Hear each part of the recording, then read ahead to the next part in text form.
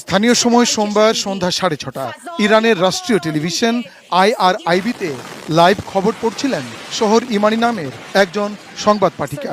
ঠিক এমন সময়ে ওই টেলিভিশন স্টেশন এবং রেডিও তেহরানের সদর দপ্তরে মিসাইল হামলা চালায় ইসরায়েল। সরাসরি সম্প্রচারিত টেলিভিশনের ফুটেজে দেখা যায় মিসাইল হামলার সময় সংবাদ পাঠিকা শহর ইমানির স্টুডিওর ভেতর কেঁপে ওঠে এবং কালো ধোঁয়ায় ঢেকে যায়।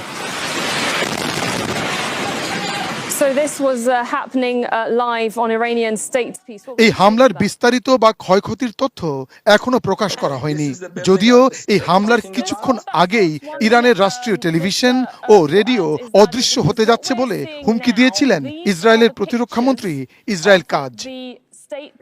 এর আগে ইরানের রাজধানী তেহরানে রাষ্ট্রীয় সম্প্রচার মাধ্যমের সদর দপ্তর সংলগ্ন এলাকার বাসিন্দাদের সরে যাওয়ার নির্দেশ দিয়ে ওই এলাকায় অভিযান চালাবে বলে সরাসরি হুমকি দেয়। যদিও এর পরে ইসরায়েলের তেল আবিব শহরের বাসিন্দাদের অবিলম্বে সরে যেতে বলেছে ইরানের ইসলামী রেভলিউশনারি গার্ড। ইরানের রাষ্ট্রীয় সংবাদ মাধ্যমের খবরে বলা হয়, নিজেদের নিরাপত্তার স্বার্থে তেল আবিবের নাগরিকদের অবিলম্বে এলাকা ছাড়তে হবে। এদিকে ইরানের পশ্চিমাঞ্চলের শহর কেরমানশাহে একটি হাসপাতালে হামলা চালিয়েছে ইসরায়েল। হামলায় হাসপাতালটির একাংশের ছাদ ধসে পড়ে।